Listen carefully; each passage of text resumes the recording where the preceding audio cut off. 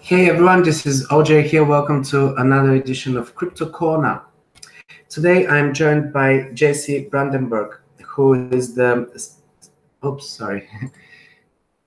I just forgot to stop my sound. Okay, hopefully this didn't interrupt.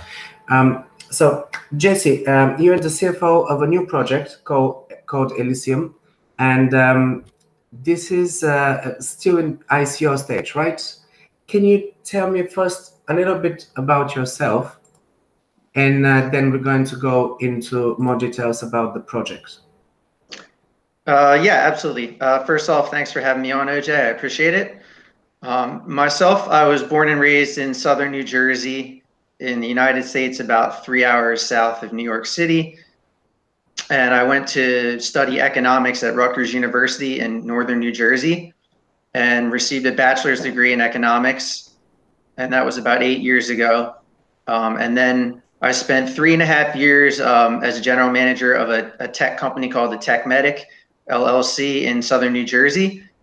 And at the same time, I was also working for a top 50 private country club, dealing with several 7- and 8-figure entrepreneurs, and hosting events, corporate events, and drone footage for the course and various aspects like that as well. And then recently, before Elysian, I was working on a project with our business development officer, KJ McGill, an e-commerce retail store, which we were contacted by Leo, our CEO, right around that time. And then we decided to pursue Elysian instead, as we felt that it was a bit more of a lucrative opportunity. And, so that's where I am now. Great.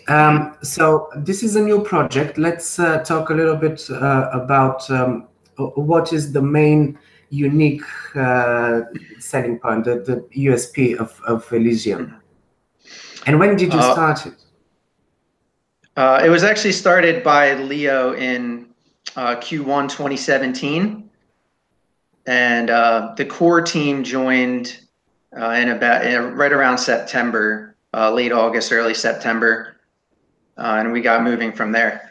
And about the project, basically, what we are is we're a decentralized e-commerce platform that is somewhat similar theoretically to Shopify, in the sense that we're an intermediary between e-commerce merchants and their targeted demographic of consumers. But the difference is that we operate on the blockchain. And so two of the aspects that we feel are issues that are plaguing the e-commerce industry right now are user experience and security. And so basically, we tackle both of those in a separate way. Security, I would say, mostly is where the blockchain integration comes about, because we use the private sidechain of Ethereum for proof of authority consensus to distribute data privately across a network to prevent a single access point for hackers. And then for the user experience, basically, as I mentioned before, we felt that was a big issue, because we noticed that there are extremely high bounce rates in e-commerce, basically, which is when you visit a page and people leave right away, for the viewers that may not know. And so obviously that's directly relative to the user experience, right? So we figured that one of the best ways to go about fixing that would be integrating both artificial intelligence and virtual reality, because for the AI specifically, we wanted to simplify website navigation and sort of have like a virtual assistant kind of giving you a tour around and telling you, for example, what the last item you viewed was, and sort of picking out your habits in terms of shopping and what you viewed, and in that sense, kind of directing you to where you items that you would like to view in the future. And the virtual reality is basically strictly for user engagement, in terms of vivid graphics and sort of having the ability to lower the bounce rate, which, like I mentioned before, is one of the biggest details for us, because obviously if users are able to stay on the page longer and they feel comfortable when they're shopping, then obviously revenue will increase from that. So we sort of felt that was vital for us. Yeah, well, this is interesting. It's something that I haven't really seen being done using artificial intelligence in this way. I'm pretty sure this is still quite a new thing in the industry, and I'm pretty sure that there will be some other companies and some competition on the market that will be trying to do the same. So how exactly does it work? Or at least roughly a vague idea on how exactly do you do that? What do you mean specifically? In terms of what exactly is going to be different when you're using artificial intelligence to improve that visitors rate? Is it or to eliminate the bounce rate? Well, for one, actually, we're looking to develop, like I mentioned before, the virtual assistants that are cognitively more intelligent than the mainstream examples right now, which would be Siri, Cortana, Alexa, et cetera, et cetera. And for that reason, the specific AI will be able to give better details to users about various aspects of the website to help them coordinate their shopping experience better in a more effective manner, I would say is probably the biggest reason. Would you say that in a way we're talking about almost like a personal shopping assistant, virtual personal shopping assistant type of a, or is it a software that will be more focused on navigating, guiding you throughout the actual website where you are and taking you through different pages in order to actually create a better user experience? I'm trying to understand how exactly it will be applicable. It's actually meant to do both tasks because we sort through, like I mentioned before, through the improvement of user experience, the consumers will be able to feel much more comfortable, and obviously that's what keeps them on your website. So being able to help them navigate in a simple manner, combined with the fact that they have a virtual assistant basically at their disposal whenever they desire, will make it so simple for them that basically all they will really need to do is click the button for whatever they need to purchase. And in that sense, I think that builds a large user base because our project is a hybrid sort of blockchain and e-commerce mix. That's why we feel it's lucrative for us, because we actually have access to both user bases, blockchain and e-commerce. And obviously the market size for e-commerce is significantly larger, but blockchain is growing heavily. So the fact that we have access to both user bases, it's a gigantic market size for us. Yes, that sounds quite good. And also, I assume there will be also customer retention, a greater percentage of customer retention with the help of this software. So Yes. that's something that is new to me. It's something that I haven't actually seen being applied or done already. So that's good news. And we are looking for projects that are having some sorts of, that bring some sort of innovation or difference or something unique. Now, I already see that you have quite a few people in your team. Let me share screen again and show you guys the website here with, we can see the team. Let's talk a little bit about the people in the team and their roles, and maybe a little bit about their background as well. What is their experience in the field? Yeah, I'll start obviously with Leo. Leo has been involved in the blockchain space for several years now, and he has helped several of his customers with Shopify stores, and he has helped his clients raise several $1 million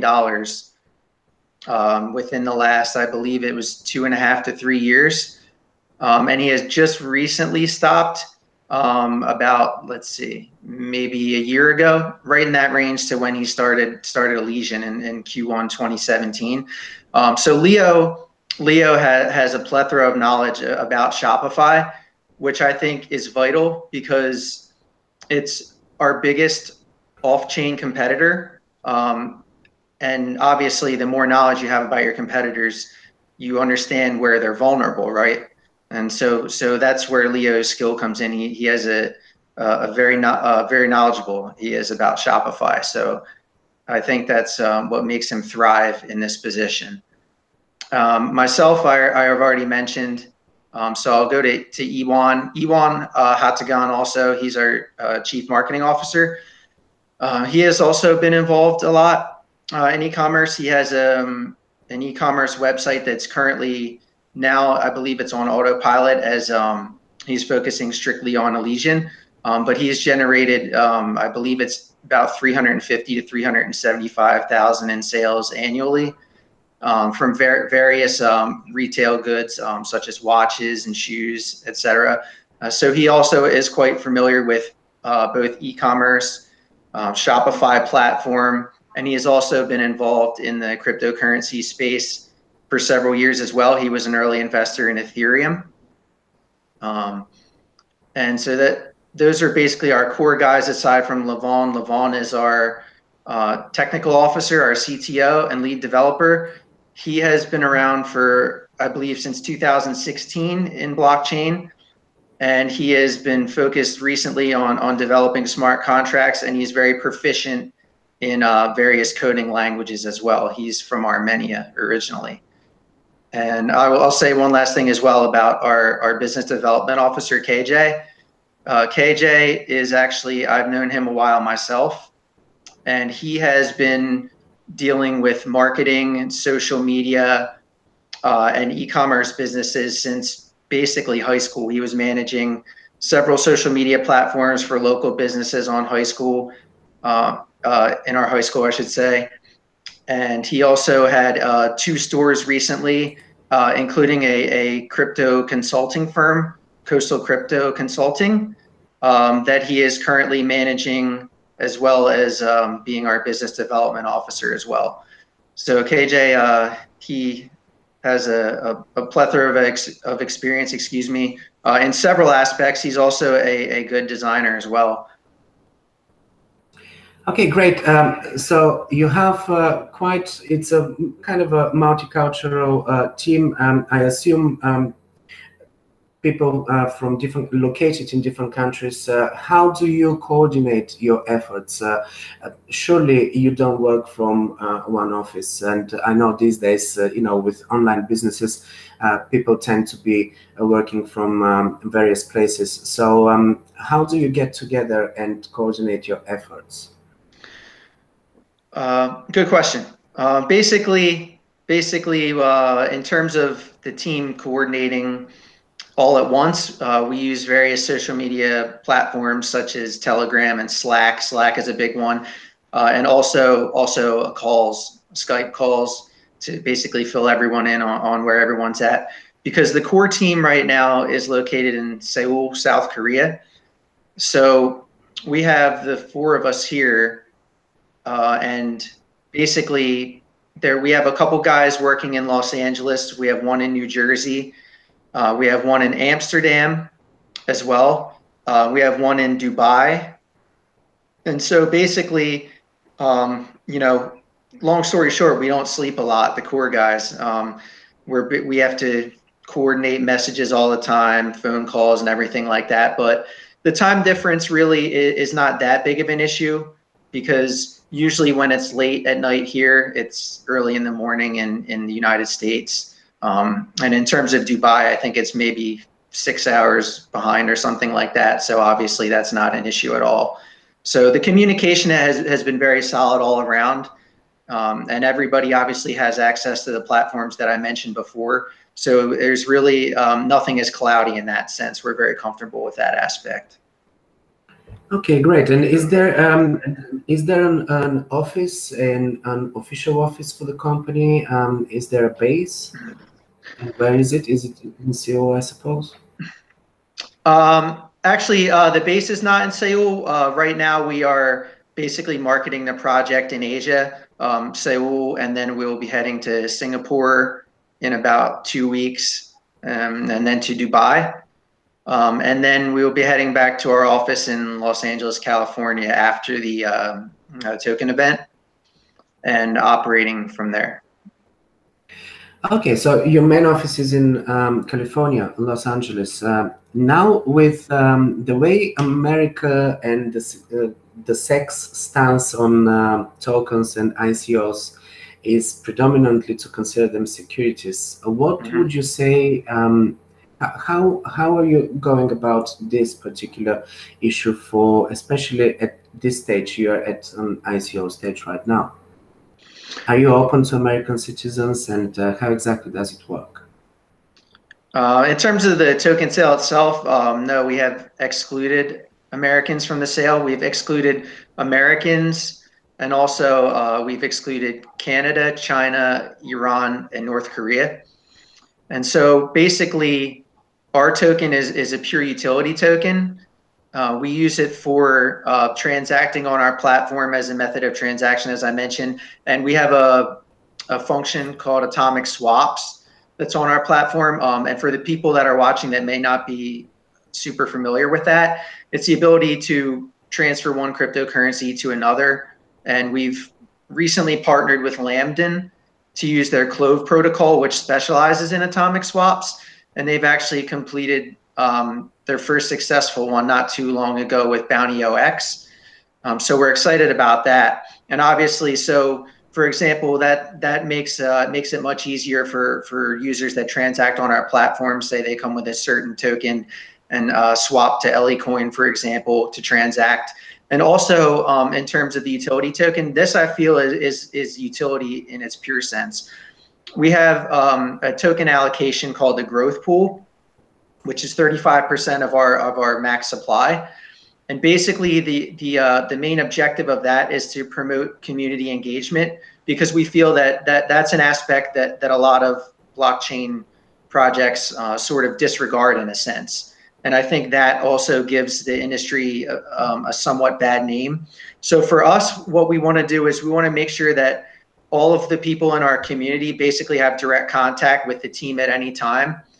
And the growth pool, what that does is it allows users and community members that are in our forum to create tasks and campaigns and such as, let's say, creating articles or maybe sort of funding for another project or something, or a bug that somebody finds, all of those details.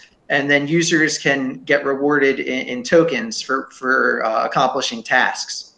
So, and obviously that is based on our forum. So we wanted to make sure that we have an allocation in the growth pool that specifically allows the community to get involved and sort of tie in directly with the team to make sure that everybody's on the same page and that our support base is high at all times, pretty much. Yeah, at the moment we're looking at the light paper. This is already on your website. And guys, you will find links below the video. Once we are finished with this conversation, I will be adding some more links in the description, so check them out. On the website, you can find the white paper, and there is also a light paper. I believe there is a technical paper as well coming soon. It's probably time to talk a little bit about the roadmap right now. That is also outlined here on the website. I'm going to just scroll down to the roadmap, and you can quickly just guide me through this. Yeah. So you started in 2017, second quarter, and you've already entered your ICO stage. So this is where you're currently at. I think it's a couple of days only left until the end of your until you start the public ICO. Is that correct? Yes, that's correct. Yeah. Yep. Yeah. So basically, the token sale we'll be entering the pre-token generation event very shortly, within the next couple of days, and will be completed towards the end of June. So basically, we have several plans in the meantime. Obviously, as you can see where you have the mouse hovering, team expansion obviously is very important to us, because right now I believe we have somewhere around 12 team members, not excluding advisors. And obviously we would like to get that number up more towards 30, 35, including hiring some more developers. specifically for the AI and VR integration.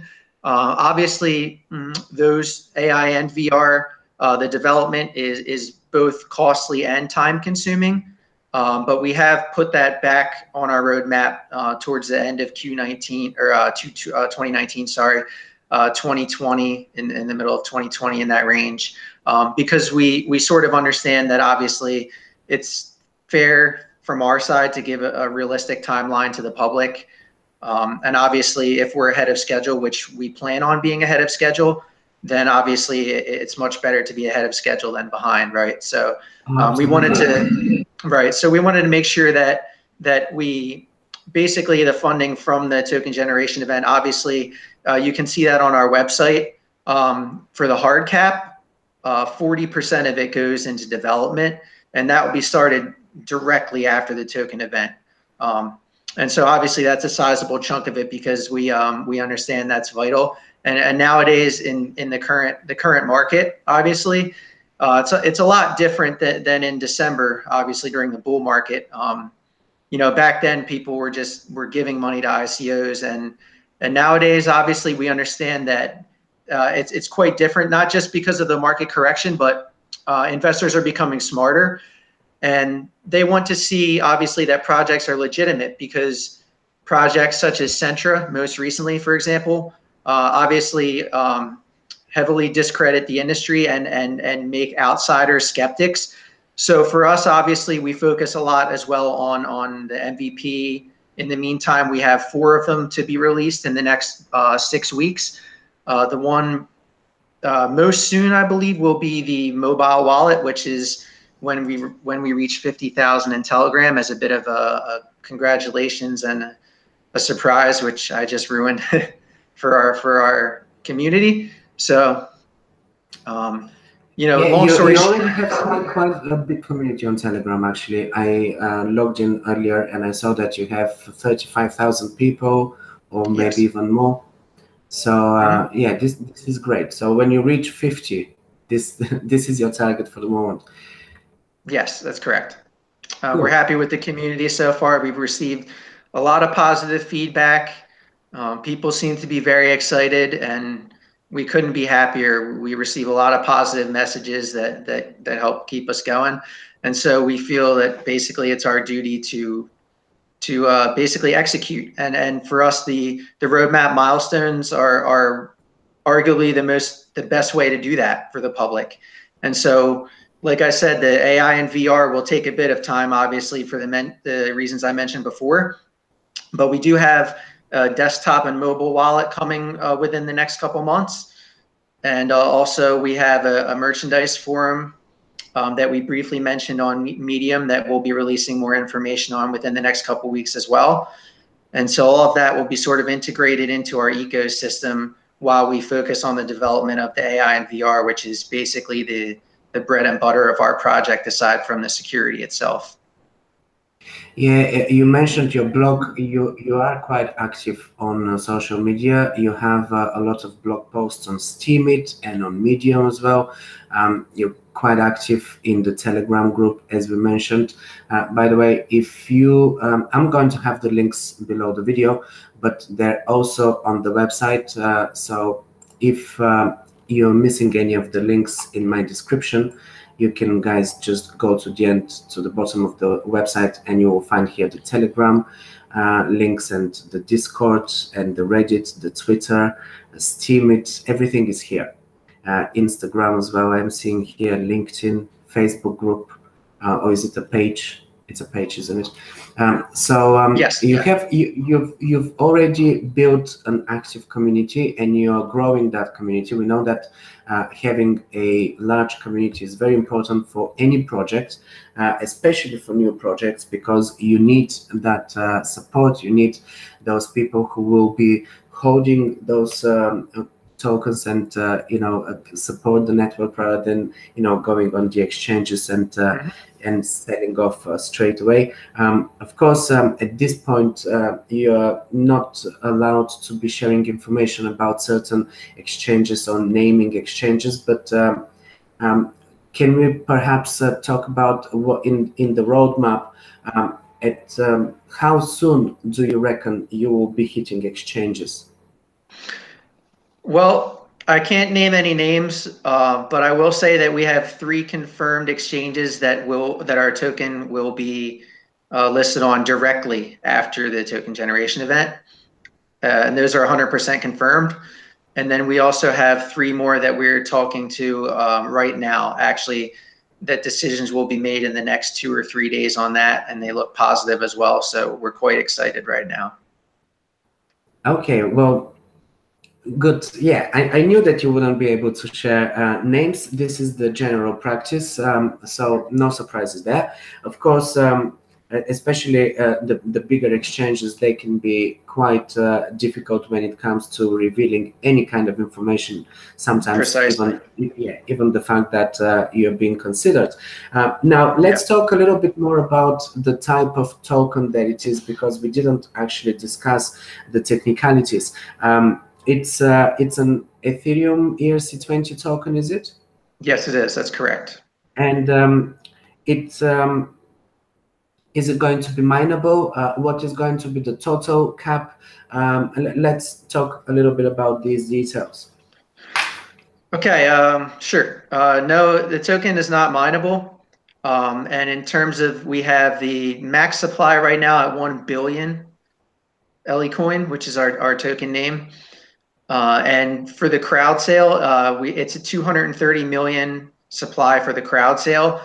And then, so once we finish the sale itself, including bounty, referral, and 1% of the lockup release, which I'll mention after this, we'll have 260 million tokens as a circulating supply directly after the end of the token event. And what I wanted to mention before about the 1%, this was regarding the team token lockup period. The team is 10% allocation of the max supply for the team. And we've decided that 1% will be released after the token event, and then 1% more 3 months later. And then after that first 2%, it will be 1% released every 6 months. So basically for a 4-year period after that. So it'll take somewhere in the 4-year range for all of those to be in circulation. Right. Yeah, this is good. I was going to ask you about allocation of funds towards team and other expenses because of course you need a lot of capital in order to run a project successfully, and this is also the reason why you are conducting the ICO. You need to get that investment to get things started, get things off the ground. And you also mentioned expanding your team. You currently have quite a few people already. I also saw that you have advisors, and let's talk a little bit about who are the people who are advising you on this project, and if their experience, their credentials. Of course, as people who are looking into ICOs, we want to know that you guys are working with the right people and that you're being advised in the right direction by people who have experience in the field. This is why I'm asking you about this. Yeah, sure, absolutely. Okay, so basically you can see, I'll start with Stu, our technical advisor. For people familiar with the industry, you'll probably recognize his face. He's the CEO of Lambden, who we've also partnered with as well. And Stu, we speak to him once a week. And he's absolutely brilliant in the technical department. So we coordinate with him and our CTO as well about technical aspects, which also will be released in the technical paper, which will be on the website in less than a week. And so, yeah, Stu obviously with Lambden, and he was also the CEO of a project called Logic Labs. And I believe he went to Ohio State not too long ago. Yeah. And so basically, yeah, Stu has been a huge help, and Lambden obviously has already launched, and I think they raised somewhere around 10 million in their sale in January, or it was either December or January, not 100% sure. And Jeff is also the CEO of a project called Divi, and they have also I believe their sale ended a couple months ago, so they're also an established company. And I spoke with him. I think I saw that I saw quite a few articles online about it. So yeah, that rings a bell. Right. Yeah. And I actually have a call with him tomorrow morning, actually. And he said their main net is launching soon. So definitely keep an eye out for Divi as well. And so we have also, let's see, Graham. He's also advising a project called Worldopoly right now, which I think is also in its ICO stage. It's very popular. Graham has actually a lot of experience, and he's very well connected in the industry. He's probably the advisor that I speak to personally one-on-one the most. And he has introduced me to several people alone in the blockchain space that have really helped our project. Most recently, he was in New York for Consensus, obviously. So it's been a couple of days since I've spoken with him. Yeah, Graham is absolutely been brilliant for us. And to go on down the line, let's see, Anders and Daniel, we've added recently. I know Anders was a previous CTO, and he also worked for Ericsson, which is a gigantic company, obviously. So he has plenty of experience with basically helping to build a company from the start. And I know that he also advises several ICOs, including Capacity, which we have a pending partnership with right now, which we will be revealing shortly, for virtual reality integration into our platform. It's a great project. If you're not familiar with it, check it out. But yeah, Anders has technical experience as well. And you see his title as communication advisor. He's also well connected, including several YouTubers as well he's familiar with. So it's good to have those kind of guys on board. And to go down the line as well, Daniel touches a bit of a different side. Again, he is extremely well connected, as I mentioned, with the other guys as well. But Daniel has a lot of experience in the finance and banking industry, working with Deutsche Bank, Citigroup, Renaissance Capital, and I think Morgan Stanley. Yeah, Morgan Stanley as well. So, his resume basically speaks for itself. And he currently is the CEO, excuse me, of Token Advisors, which operates out of Singapore, I believe, if I'm not mistaken. That's what it says here. Yeah. And then so we're seeing someone from finance, especially at Deutsche Bank, Morgan Stanley. That must be helping a lot, because you're disrupting that industry as well. The whole cryptocurrencies are disrupting that industry as well. So it's good to see when people with experience are coming into this field as well, and hopefully it's going to make things easier for us. 2018 so far is not the easiest, I must say, from the past few years. So far we've had it quite tough this year, isn't it? Yeah, well, I think one of the things is that we had the market correction in February and March, obviously, and so people sort of, some novices in the industry sort of hit the panic button, I think, a little bit too prematurely. I think it's also the regulators have been a little bit more aggressive since the beginning of this year. Yeah, and I think also, to be honest with you, I think that will continue as well. And I think that's also another reason why investors are getting smarter. Because obviously, last year was by far the biggest growth in the industry. It was basically exponential. I mean, that's how I would describe it. So, and I think people that are just coming into the space now are sort of expecting this year to mimic last year, which, statistically is very difficult to do. So I think a lot of them have their expectations too high. However, in terms of we are certainly due for a bull market here. And I think that will certainly turn everything around. But right now, I think there are a lot of ICOs also coming into the market as well. Obviously, it's flooding the market, and it's getting very popular.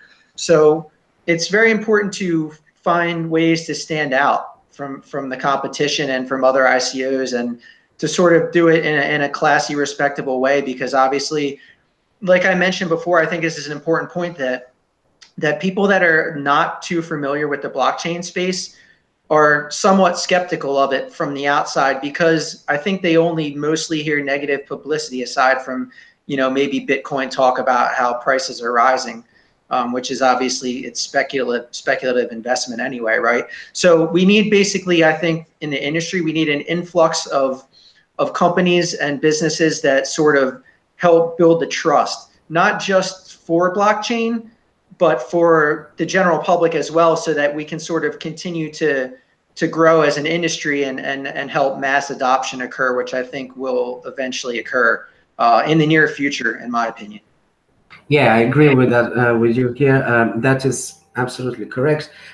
It's very, I mean, the trust part is actually really important right now, because we saw a lot of ICOs from last year that basically failed. I mean, there were a lot of completely fake ICOs as well. There were a lot of reports, mainly coming from China, where I remember seeing an interview with someone, with a developer, and he said that their company name was being used in 3 different ICOs that were based in China that had nothing to do with their project.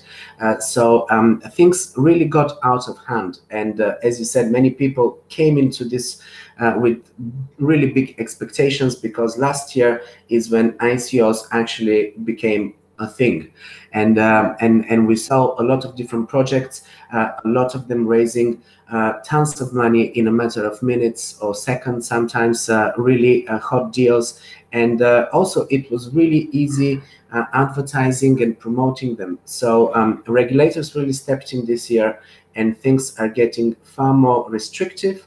But at the same time, it also helps for the real projects to be able to stand out. For instance, I really like the fact that on your website there is a lot of transparency with your team.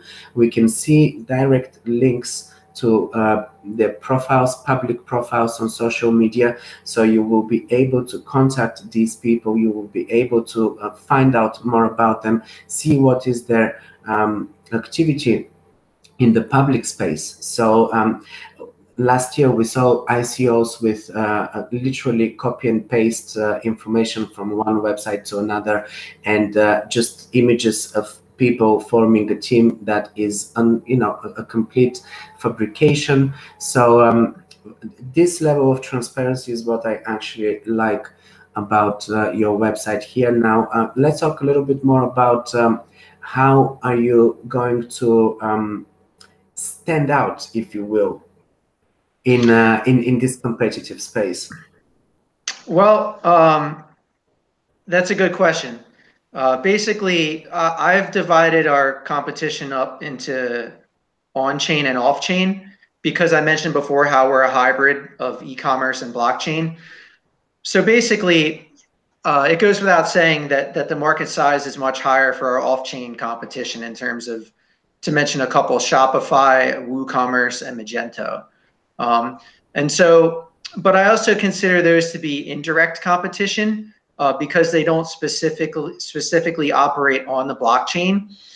And so for us, I think that the on-chain competition right now, which is marginal at best, to name a few, it would be Flogmall, Bzop, and Origami Network, which are all brand new. I think Origami Network raised $3 million in their sale. Bzop just completed their sale, and I also think they raised single digits in the millions as well. So for us, basically, we sort of see this as an opportunity to grab the bull by the horns and kind of rocket up the charts as industry leaders if we can properly adopt the product and market adoption as well. Because, long story short, I would say that the few competitors on chain that do exist, in our opinion right now, are as far away from a serious threat as possible. So basically, we're targeting a niche like the hybrid e-commerce blockchain that's very scarcely populated at the moment. And I do think that in the future that may change, but we are currently sort of still on the ground floor of it. And so right now, I won't say exactly that we have first movers advantage, but it's very close to that. And so we feel that we're situated very well right now. And so, we're very confident that if we can implement the roadmap milestones and our technology and the development and everything like that, that it's a bright future ahead. Yeah, okay, that's a good point. You mentioned also partnerships. You were talking about a partnership with a company. Can we, what other partnerships do you have planned? Clearly, some of those will be a bit far ahead, but anything that you can share at this point? Yeah, absolutely. So obviously the ones on our website are already confirmed. Lambden and Sether are obviously two of the biggest. Lambden is a huge one for us for the atomic swaps, which is a big part of our platform in terms of transacting. But I'm also happy to announce that we've confirmed with both Haven and Capacity. And those were most recent. Haven, if for the people that aren't watching, if they're not familiar with it, basically Haven is a stable coin that sort of operates similarly to Tether. And we felt like that was a really good integration into our platform because we think that a lot of people that will be transacting on our platform will be sort of new to the blockchain space, right? And so for that reason, I think that a lot of people that are novices sort of either trade or transact or whatever it may be with emotion instead of being level-headed. So I think, for example, let's say if they're on our platform and they're holding a different coin, and let's say that coin is up 30, 40%, obviously, right? Generally, as a general rule, coins that are up that much are going to correct back down and they're going to lose some of their assets, right? So if they're holding a coin like that on our platform and they can convert it to Haven's stable coin, which is called the Nomen, like I said, similarly to Tether, they're not losing any asset value. So for example, if they're holding a coin that's up and overnight, for example, they want to go to sleep, they can convert that coin to the Nomen, which is Haven's stable coin. And the assets will remain the same and they wake up and they can convert it back to whatever necessary coin they desire, and then they can make a transaction on the platform. So it's actually quite lucrative to the demographic of users that are sort of fairly new to this space that kind of want like a lower volatility. You know what I mean? Like low risk. People who are afraid of the high volatility of cryptocurrencies, because it's true that especially if you are if you're talking about purchasing, doing e-commerce, it's not in your favor to have a highly volatile asset. You want to be transacting with a currency or a coin that has less volatility, so that you know that, let's say, from deciding to purchase a product or goods to executing that purchase, you're not going to have a change in value. Right, exactly. And so we basically wanted to sort of give that option in a sense so that we could appeal to a wider variety of users on the platform, because obviously you'll have the experienced traders that will be transacting anyway, regardless, just because fluctuations could be irrelevant to them, obviously, if it's a small percentage of their total assets.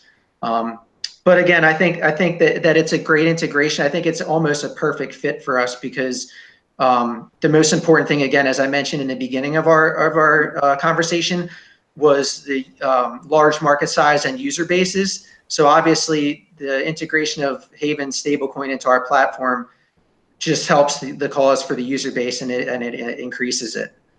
So yes. Now, is there there is a hard cap, I think I saw on the website. Let me go again and share the screen. Yes, you have a hard cap on the ICO. Can you just tell me exactly what was it? Yeah. Okay. Is this what I'm looking at here? Yes. Yep. Yeah. So basically, the total for the whole event is 19 million USD. And obviously, you can see it right in front of you. 15 million for the actual TGE, the token generation event, 2.4 for the pre-TGE, and 1.6 for the private event, which is nearing completion now. Yeah, and this so is where you're currently at. Yes. Right. And to touch on that really quick about the number, for the viewers, I want people to understand why we came up with that number. We think that 19 million is very fair for several reasons. because obviously there were a lot of ICOs previously in the last several months, especially during the bull market in the winter, that were basically trying to raise upwards of 50 and 100 million, you know, like Envion, for example, who just had the scandal recently. But for us, obviously, as I mentioned with the hybrid e-commerce blockchain, we certainly could have asked for a higher number because our project in general, it does require a bit more money than I think a majority of the other projects. But I think that 19 million is much more than fair, and at the same time, it gives us plenty of capital to work with, and still have some wiggle room. So that's basically how we came up with that number, and we're sticking by it, obviously. Okay, yeah, that's important. So it's for us. It's always good to know that there is a cap on an ICO, because as investors, we want to know that you are not just going after the money, and you have your goals, you have your budgets quite strict. You're following, you know, everything that you've laid out in your roadmap. You know, these are things that we're looking at. Is it? I suppose it will be an open source code. Your code will be, yeah, and it's already on your GitHub, is it? Yes, it is. That's correct. Yep. The link can be found at the footer of our landing page, all the way at the bottom. Yes, at the end, at the bottom of your website, there are all of the links. And as well, guys, if you're watching this right now, or even the recorded, you will be finding the links in the description of the video. Now, this is pretty much everything that I wanted to ask you here. I wanted to stress on the USP, on, you know, what makes this project different than the rest, and also how are you going to stand out in this competitive market. So I think we managed to cover most of that. Is there anything that that you want to point out that I didn't ask you about yet? I would say you've covered probably most, if not all of it, I believe. I want to just, we started with that, but let's talk a little bit more about the usability of the token, how exactly it's coming into use. Yeah, so two different ways. Obviously, the first one that I mentioned would be the integration of it into the platform. Obviously, being able to swap with any sort of token that users have on the platform, to be able to transact with it for tangible goods, whatever it may be. And also the growth pool, because I think people need to understand why we have a 35% allocation to the growth pool, because for people that are not familiar with it, it might seem fairly high. But obviously to us, that's one of the most important points of our project, because as I stressed before, the community engagement. And I think what it does is it really allows, and we, by the way, we have it capped at 50 million released per year over 7 years, obviously, so we wouldn't have 350 million tokens in 1 year flooded into the market. But and so obviously community members then they have the ability basically to sort of give creative input and think of things maybe even that we maybe don't think of ourselves as core team members, to better the project. Because obviously the law of averages and sample size says that the more people are in your ecosystem, your community, whatever you want to call it, better ideas will be generated, right? So we want everybody to stay on the same page and have direct contact with the team, and sort of promote creative thought in ways to better the project, create campaigns that maybe even we can fund down the road.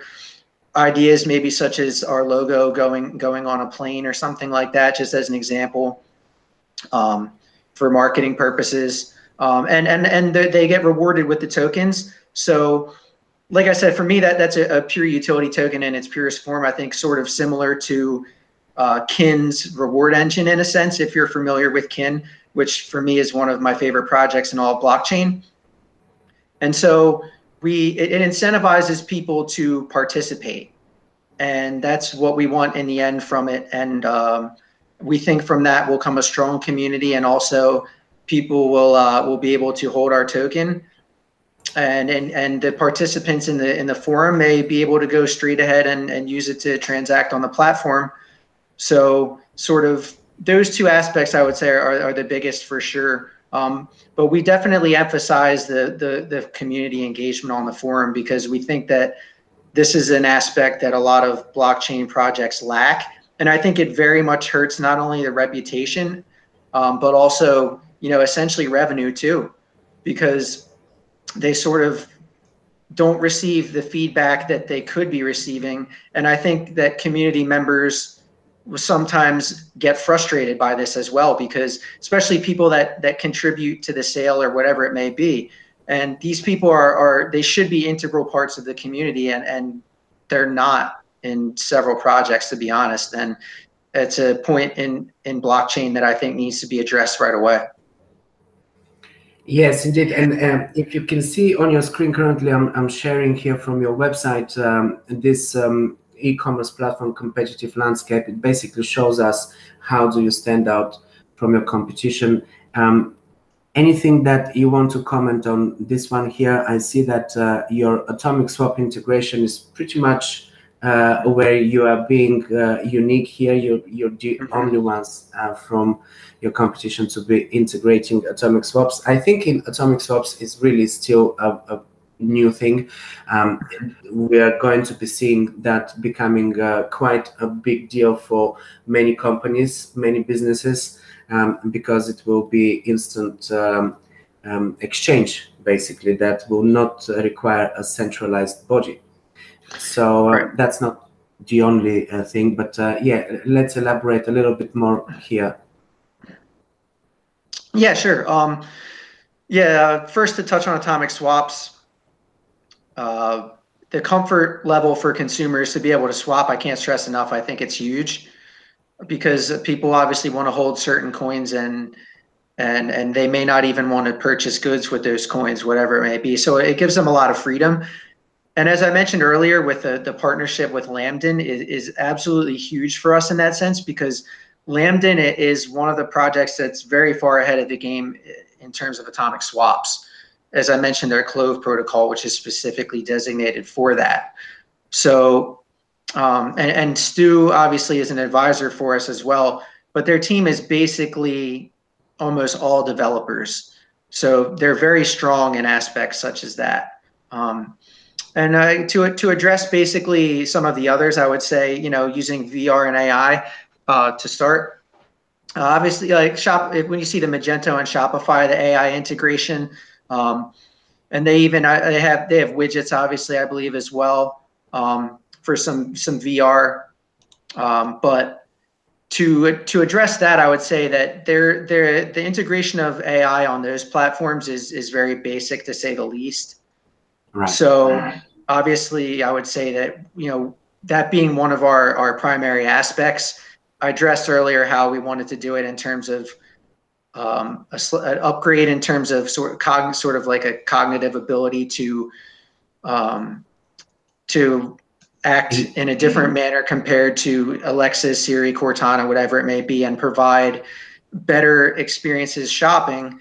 And so the AI itself alone will be more complex than Shopify and Magento. And obviously it will go into bigger detail, because those are just minor aspects of those platforms. They don't focus on that. And same thing with the VR store, because if you notice, as I mentioned the bounce rate earlier, I think that users, they struggle to stay on websites that are very, very discombobulated, sort of buttons everywhere, however you may word it. And the VR store is a way for people to kind of feel like they're in their own realm, in a sense, like creating their own world. So they instantly, as soon as they see that, they become hooked from the start, because it's a level of engagement that is still very new. I mean, VR and AI are technological advancements that are still very new. So I sort of see, we're at the bottom floor of a technological sort of revolution or transformation, if you want to put it like that. So obviously these are still very new. But I think as time passes, people will start to get more familiar with using them. But right now, as I mentioned before, we're well positioned in that sense in terms of integrating them into our platform and our entire ecosystem, period.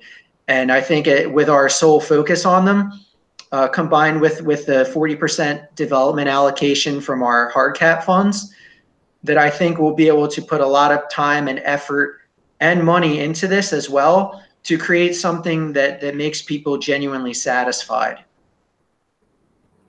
Yes, absolutely. Okay, well, this is great. I think we really covered everything. I'm running out of questions at this point. So I think this is probably where I'm going to leave you. And thank you very much for joining me today and helping us understand more about Elysian and you know how it's going to work. My main concern was you know to manage to understand how is this project going to be different than what we already have. And I think with especially with artificial intelligence and that kind of a tailored experience to the user, this is really what makes you stand out here. And of course the fact that it's based on blockchain, so that it is more decentralized than your competition, that also helps as well. So thank you very much for that. The ICO officially starts in 2 days, which is 20th of May, I believe. And you can find more details on the website. Of course, all of the links are below the video, so check the links in the description below the video, guys. Thank you, Jesse, for your time. Anything you want to say here before we end this chat? Oh, my pleasure. Thanks for having me on. I appreciate it. Thank you to everybody that stuck around this long to watch. And I think we've basically covered everything. And thanks again. And I'm sure that we'll speak in the near future. Yeah, thank you very much. Yes, we were very detailed. Hopefully this will guide you guys and it will help you to understand everything you need to understand. And of course, you can go into the forums, and the Telegram chat is probably the busiest at the moment. As I said, you already have over 35,000 subscribers on Telegram, members of the community who are just you know, exchanging information. So I would assume this is the best place to go and just communicate with people, discuss ideas, and find out more about the project.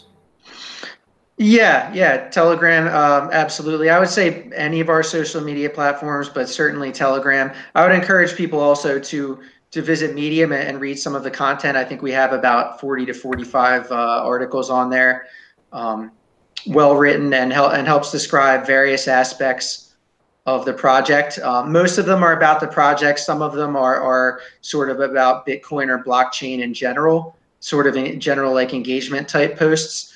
But a lot of them, yeah, as you see the scope of competition there. Yeah, so we have. We are seeing the posts on your Medium blog at the moment. You have a lot of posts on there, so that will definitely give a lot of insight to people into the project. Yes, absolutely. Yeah, I think it's a good introductory piece to begin for people that aren't too familiar. I think because the articles are written to help people understand instead of really geared towards the tech heads and the developers out there.